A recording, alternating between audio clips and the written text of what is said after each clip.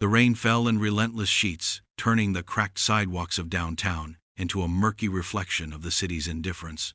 Beneath the flickering neon sign of a boarded-up diner, a lone figure huddled in the shadows, his threadbare coat pulled tight against the biting wind. His name was Elias Carterer, at least. That was the name he'd given the streets. To the world, Elias was just another forgotten soul, another face lost in the sea of the homeless. His beard was unkempt, his boots worn through at the soles, and his eyes carried the weight of a man who had seen too much. But Elias Carter was not what he seemed. A black and white patrol car rolled slowly down the street, its headlights cutting through the gloom.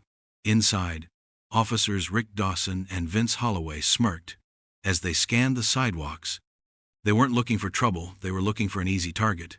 "Check out this bum," Dawson sneered, nudging Holloway as he spotted Elias. "Bet he's got warrants or some cheap hooch on him."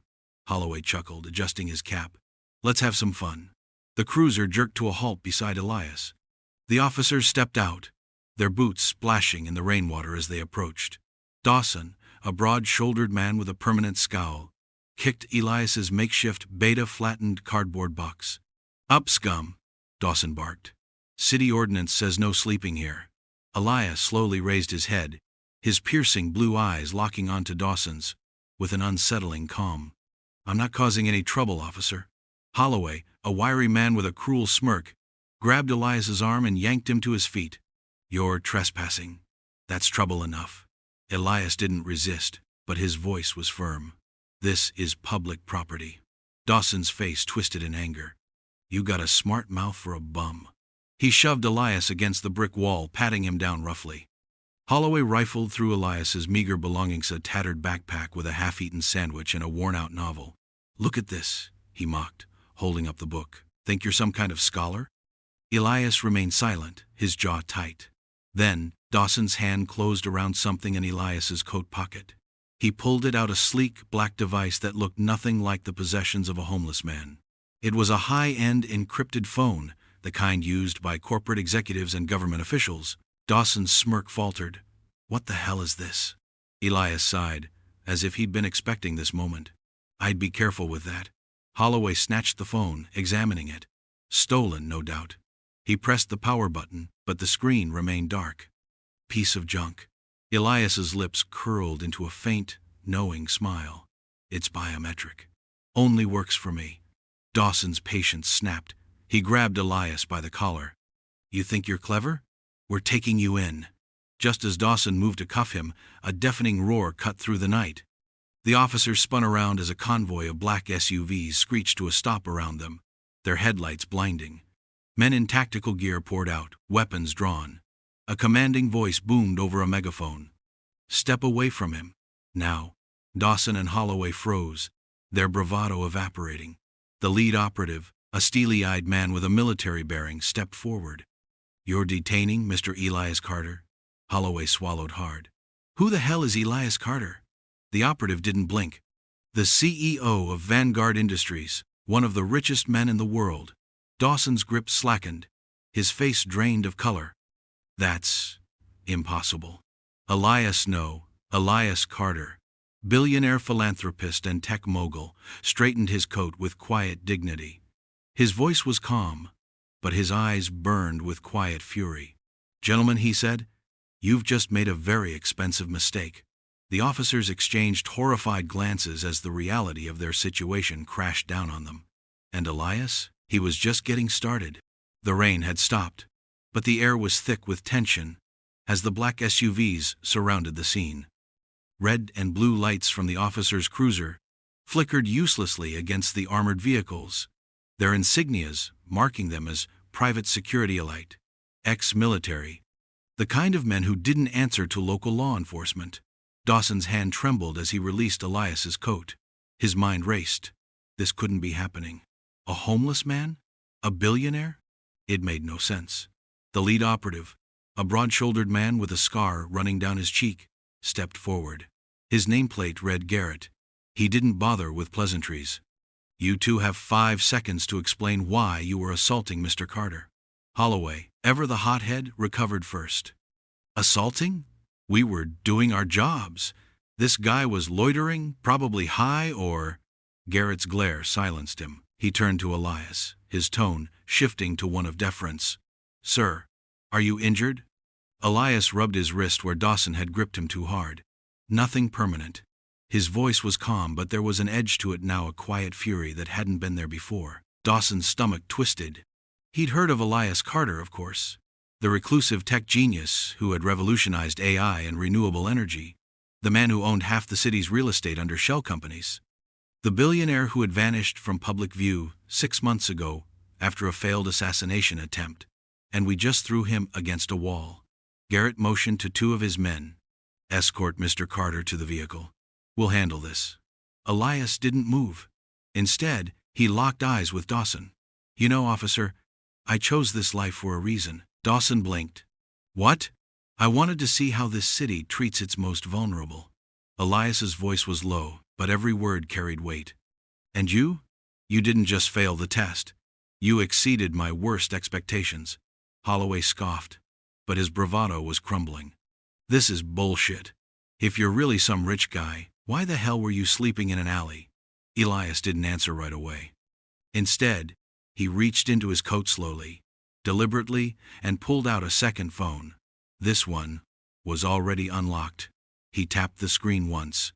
A holographic projection flickered to life above the device, displaying security footage from earlier that night.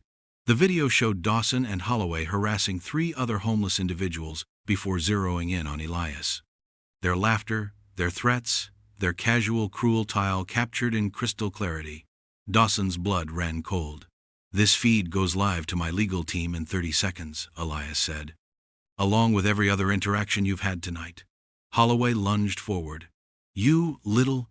Garrett's men intercepted him in an instant, twisting his arm behind his back. Holloway yelped in pain as he was forced to his knees. Dawson raised his hands. Wait, this is a misunderstanding. We didn't know who you were." "That's the point," Elias said coldly. "You shouldn't need to know who I am to treat me like a human being." A sleek black car pulled up, its tinted window rolling down. Inside sat a woman in a sharp suit, Miriam Voss, Elias's chief counsel, and one of the most feared attorneys in the country. She didn't even glance at the officers. "Elias, we need to go. The board is waiting." Elias nodded. But before he turned away, he locked eyes with Dawson one last time. "You're going to wish you'd just walked away." Then he stepped into the car, leaving the 2 officers standing in the rain, their futures crumbling before them. Inside the SUV, Elias exhaled, rolling his shoulders as if shedding the weight of the persona he'd worn for months. Miriam handed him a tablet. "The media blackout held," she said. "No leaks about your disappearance. But we can't keep this quiet. Any more, not after tonight." Elias scrolled through the files she'd pulled up, police misconduct reports, internal affairs logs, all tied to Dawson and Holloway. "They've been dirty for years," Miriam said, "but the department covered for them. Until now." Elias's jaw tightened. "Make sure they can't hide this time." Miriam smirked. "Oh, they won't. By morning, every news outlet in the country will have that footage. And the lawsuits? They'll bury the entire precinct." Elias leaned back, staring out the window as the city lights blurred past. Good. But this wasn't just about 2 corrupt cops. This was about every person they'd ever hurt. And Elias Carter was just getting started. Dawn broke over the city, its pale light creeping through the blinds of Elias Carter's penthouse. He stood by the floor-to-ceiling windows, freshly showered, his beard trimmed, his tailored suit a stark contrast to the ragged clothes he'd worn the night before. The transformation was complete. Elias, the homeless man, was gone. The billionaire had returned. Miriam Voss strode into the room, her tablet in hand. "It's done," she said. "The footage went viral 2 hours ago. Dawson and Holloway have been suspended pending investigation. And the mayor just announced a full audit of the police department's misconduct records." Elias didn't smile. He simply nodded. "And the others?" Miriam tapped her screen. "The 3 homeless individuals they harassed before you. We've already reached out. Medical care, housing, job placements, everything they need." "Good." Elias turned away from the window, his expression unreadable. "But this isn't just about them. It's about the system that let this happen." Miriam arched a brow. "You're not just stopping at 2 cops, are you?" Number. Elias picked up a remote and clicked a button. The wall screen flickered to life, displaying a live press conference.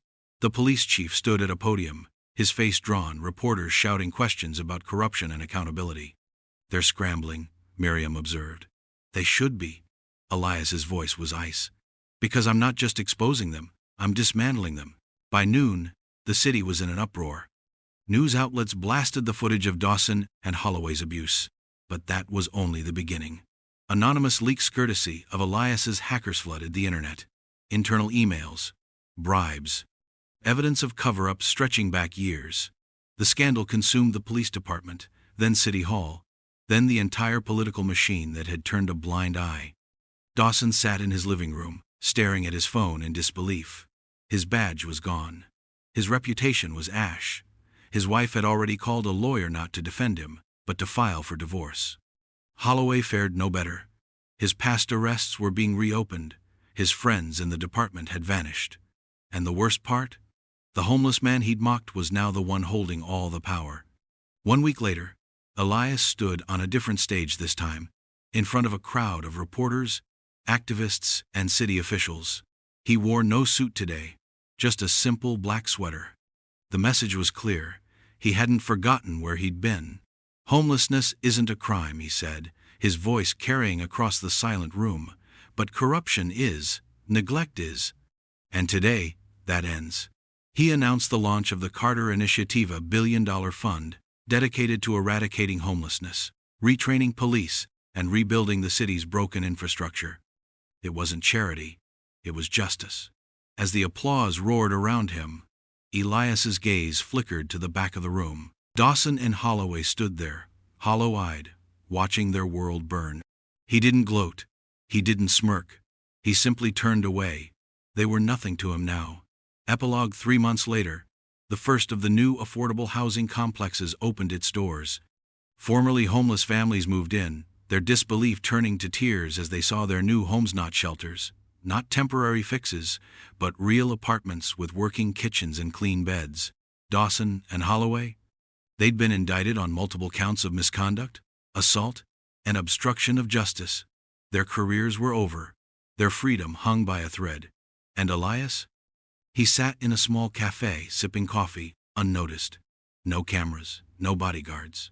Just a man in a plain jacket watching the city wake up. A young woman, one of the initiative's first hires, smiled as she refilled his cup. "You look familiar," she said. Elias chuckled. "I get that a lot." She hesitated, then leaned in. "You're him, aren't you? The billionaire who went undercover?" Elias met her eyes. "Does it matter?" She thought for a moment, then grinned. "Nope, coffee's on the house." Elias smiled. For the first time in years, it reached his eyes.